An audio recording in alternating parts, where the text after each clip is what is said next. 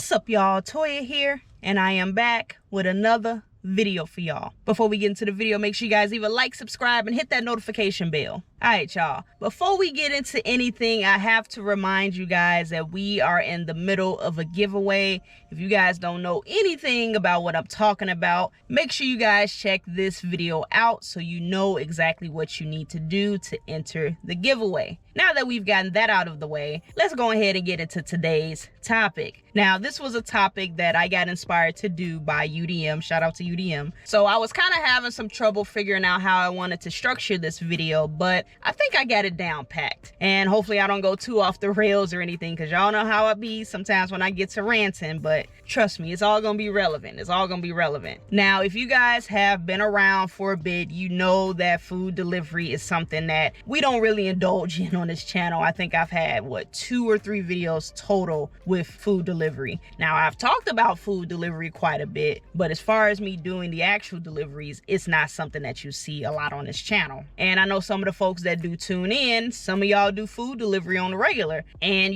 kudos to y'all. It just don't work for me, but hey, if it's working for you, keep at it. I ain't mad at you. Make your money. But there is one thing that I feel like we should talk about, and this relates not only to food delivery, but just gig work in general, and that's how much work you should be doing, considering that, some platforms have been cutting base pay. And for those who do DoorDash, I know they cut your pay, $2 flat for base pay minimum that you're going to be getting. But yeah, that's the question. Should you change anything about the service that you're providing, considering that your pay got cut? Now, before we go ahead and dive into the nitty gritty, what I want to do is divide the levels of service into 3 different tiers. And if you guys want to go ahead and leave your comments now, you can go ahead and leave them in the comment section below. But I want to know, how do you guys categorize, the levels of service? What is considered the low of the low, what's base, your bare minimum, and what's considered going above and beyond. So for food delivery, I would say this is my list. Now, the low of the low is pretty much you just not doing your job. You're just being lazy. You don't care. You're just like, look, I'm trying to make some extra money. I don't care. And examples of that for me, I would say in food delivery would be if you're at the restaurant and you don't verify that, everything is there. I know that sometimes the bags are stapled or they're taped up, but you don't even ask the cashier or whoever's giving you the food, like, hey, is everything here? If there's a drink, you kind of weighing out the bag, like, is the drink in here? Should it be something separate? Just basic verification. You're not even doing that. You're not putting the food in a hot bag so it's warm, and you're not securing things down so nothing spills in your car. And my most favorite, when you delivering that food, you just don't care. You put it in front of the door and people cannot open that door. I literally talked about that in my last Toya Reacts. I cannot stand people when they put the food too close to the door. So if you open it too hard, everything just gonna go tumbling down. Put it to the side. But if you do stuff like that, I feel like that's the lowest of the low. Now, in the middle, which is your basic service, which is pretty much everything that you're technically getting paid to do, starting at the restaurant, verifying that everything's there, asking for maybe extra sauces or utensils, double checking that, making sure you're using your hot bag so the food stays warm, and just simply delivering the food in a manner that is easy for the customer to access, right next to the door so they can open it, grab it. And if there are any additional instructions, and I'll go ahead and get into the instructions and all of that in a bit, but you are following the instructions that the customer gave you. Now, going above and beyond, it can vary. I'll just go ahead and give an example off of a video that I recently seen. Now, I don't know if you guys have seen this guy. His name is Biking DC. I've seen some of his shorts. He's on a few different platforms, but I've seen a short where he was riding his bike on the way to deliver some Chick-fil-A to a customer, and a car came out and smacked him, and he fell off his bike. So all the drinks were spilled, and it was a disaster, to say the least. So he was able to go ahead and get the food and deliver the food to the customer. The food was still fine,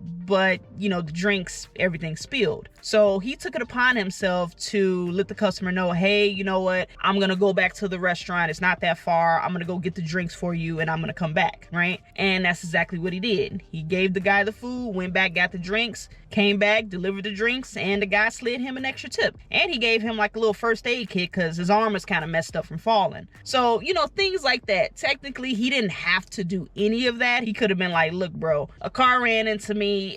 I gotta go home. Here's your food. I'm sorry. You can go ahead and ask for a refund for the drinks. And he could have went about his day. But no, he decided to go back to the restaurant and get those drinks. And he didn't have to do that. He literally did not have to do that. So that would be an example of going above and beyond, you know, doing something that technically you don't really have to, but you know, you do it anyway just because you want to provide good service. My other one would be if the customer put in the wrong address and the driver decides to take the food to the correct address. Now, technically, do they have to do that? No, they could just go ahead and call support and be like, hey, the customer gave the wrong address. What do you want me to do? Now, personally, as long as it's not too far, I probably would do it. Now, if you're talking like a 15-20 minute drive in a completely opposite direction, you know, you're probably pushing it. And I bring this up because it was kind of funny when I went out of town. It was a group of us, a group of friends, and we had got some pizza for delivery, and we're in an Airbnb. So somebody had put the address in, and I guess it auto-corrected to an address that was like a couple blocks away. And the driver ended up calling. He's like, yeah, where are you at? Where are you at? There's nobody here. And that's when they found out, like, oh my God, we put the wrong address. And I'm trying to explain to them because some folks are starting to get heated. They're like, just bring the food, you bring it, and blah, blah. I'm like, bro, he technically doesn't have to, but if he is, I'm gonna need y'all to go ahead and slide that dude a few extra dollars, okay? Because he technically doesn't have to go ahead and go the extra mile to, you know, bring the food to the correct address. Like, yes, it was an error on our part, but that ain't got nothing to do with him. So don't go ahead and be upset at him because he decides that he doesn't want to go ahead and take that extra step to do it, because technically he doesn't have to. So the dude ended up bringing the food, and they did slide him an extra tip, and you know, everything was cool. So, you know, things like that where technically, you know, you don't have to do it, but because you want to provide that good service, you're like, you know what, I'm just gonna go ahead and do it. Technically, it's out of my way. It's not part of my normal duties, what I'm supposed to do, but you know, I'm just gonna go ahead and do it just because, you know, I won't want somebody to do it for me, so I'll go ahead and do it for them. You know, that way of thinking, right? Now, I had mentioned the instructions, okay? So the instructions, for the most part, anything that the customer does leave for instructions, technically, yes, you should be following those instructions, as long as it's humanly possible and reasonable. I literally had somebody leave instructions for me when I was doing a flex route, and they told me to hop the fence and deliver the package in the back. I did not do that.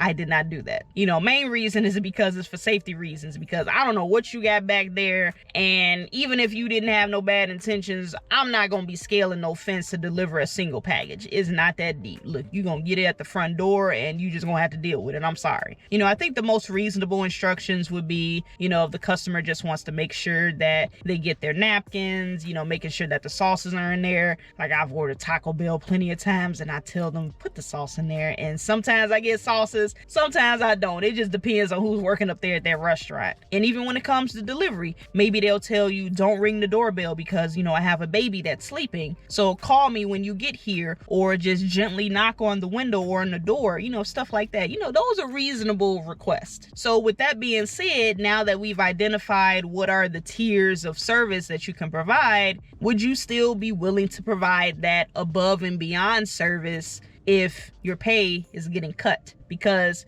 there technically isn't a guarantee that you're going to receive any additional compensation for it. I mean, yes, it would be nice if a person decides, hey, you know what, let me slide them an extra 5 or an extra 10 or whatever for their troubles because they went out of their way to do this. But there's no guarantee that's going to happen. So knowing that your pay is slashed from the platform, you're doing this basic job, and, you know, like I said, if something comes up, you're like, man, you know what, I could just go ahead and drop off this food and be done with it and move on to the the next order? Do I want to go ahead and take that time to go the extra mile and get this done for the customer? And there's no guarantee that they're going to go ahead and give me additional money for doing so. Now, let me go ahead and draw a parallel here. I know some people are probably going to be like, it's not the same because of this and this and that. And, work is work. It doesn't really matter if it's gig work or if it's something else, right? Now, for me, I've been at my W-2 for quite some time. And I have developed that seniority where people know,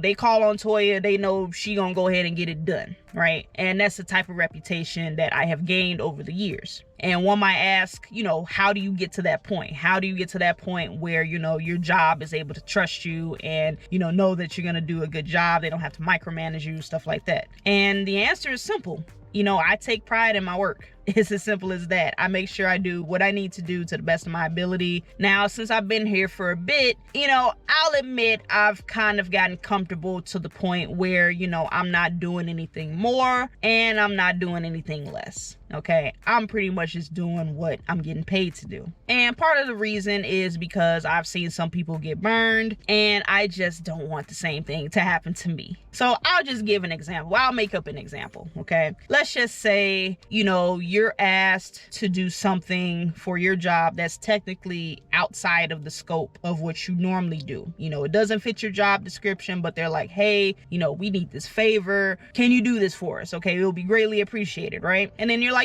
sure, fine, I'll go ahead and do it. And you go ahead and you complete the task or, whatever you have to do. And you get a good job. Like you literally get somebody verbally telling you good job, or you get an email saying, hey, good job, appreciate it, thank you. And it's like, okay, you acknowledged it, but then you get another similar request. Hey, do you mind doing this, blah, blah, blah, blah. And you do it again and you get a good job, thank you, blah, blah, blah, blah. And it keeps happening over and over and over again until the point it's now part of your job. It's literally a thing that you do on a regular basis. So this is something that a lot of people like to call I think it's a silent promotion or a quiet promotion, where a job will give you additional duties, but there's no additional pay attached to it. And I've seen this happen plenty of times. This has even happened to me. And I'm a little bit more vocal about it now because, at this point, I'm not trying to go ahead and do nothing additional unless I'm getting compensated for it. Those good jobs, the emails, good job, we appreciate you, thank you, those ain't paying the bills. I can't go ahead and print out that email and take it to my mortgage lender and be like, hey, I went and did this at my job and they told me good job, so will this cover the mortgage for the month? They gonna look at me like, you gonna give me a piece of paper that say good job? What am I supposed to do with that? I need money.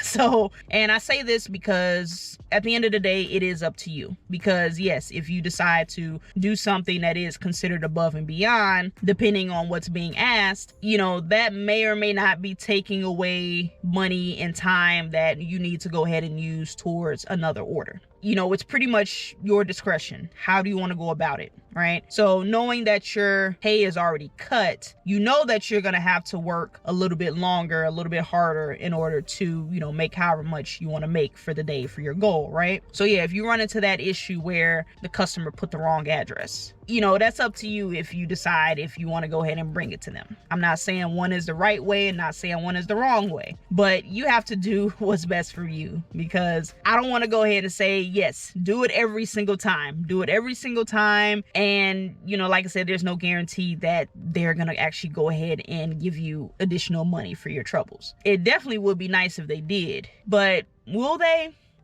It's hard to say. But in light of the pay cuts and everything, and I'm not even talking about just food delivery. We talked about how Instacart cut base pay as well a few months ago. Grocery delivery is its own other monster. And unfortunately, I haven't had the opportunity to do grocery delivery because I'm still on the wait list. I don't know if I'm ever going to be able to do grocery delivery, but we're just going to have to keep waiting. I've seen some crazy requests on the grocery delivery side. Some are reasonable. Some are just, make sure you go to to the back and get the freshest items. I don't want nothing that's past the expiration of this. Tell them to give me a rotisserie chicken fresh off the grill. I don't want one that's been sitting for a while, you know, because I've seen a lot of videos where people are just showing like some crazy requests and instructions from folks. Like, you know, some of them are reasonable. Others, it's like, look, you might as well just go grocery shopping for yourself because, you know, whew. Like, I get it, you know, you're paying for the service, but if you ain't getting paid enough to go ahead and really care, I'm not gonna lie, some of those instructions might fall on deaf ears for some folks. And like I said, I'm not trying to say that it's right or wrong, but, you know, sometimes people just don't get paid enough to care that much. And that's just the reality of it. Like I said, I'm not trying to say one side is right, one side is wrong. But when your time is limited, you're already getting paid less than what you were, you know, a year ago, right? So now you're probably super particular on how you do your orders. So you're trying to maximize your time so you can get another order. And sometimes those instructions that people might leave, it honestly might just be too much for them. But all I can really say is make sure that you're doing the job to the best of your ability. Now, I will say this. In light of the pay cuts and potentially, you know, additional pay cuts coming down the line, who knows?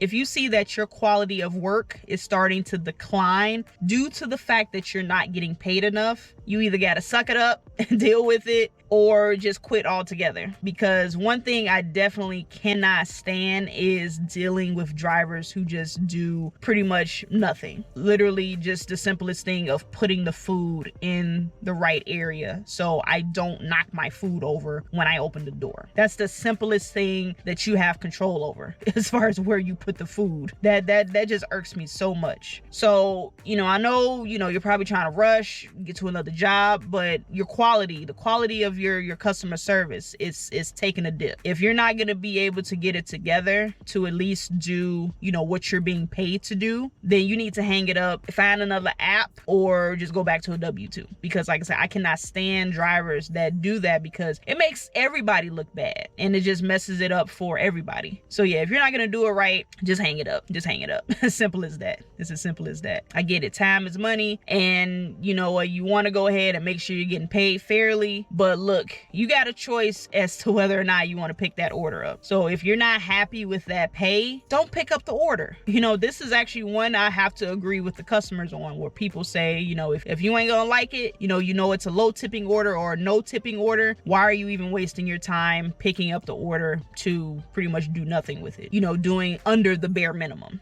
Don't waste my time like that. Don't waste my time. Don't waste anybody else's time, because no. Don't do that. If you're gonna take the order, do it the right way. Simple as that. But yeah, guys, that's pretty much all I got for this video. But I would love to hear you guys' thoughts. So if you have anything you would like to add, let me know in the comments. Now, before I go ahead and get up out of here, I have to remind you guys, make sure you guys either like, subscribe, and hit that notification bell so you do not miss a video. But I'm gonna go ahead and get up out of here, guys. I hope you guys enjoyed this video. I'm gonna catch you guys on the next one. And as always, stay safe out there and keep grinding.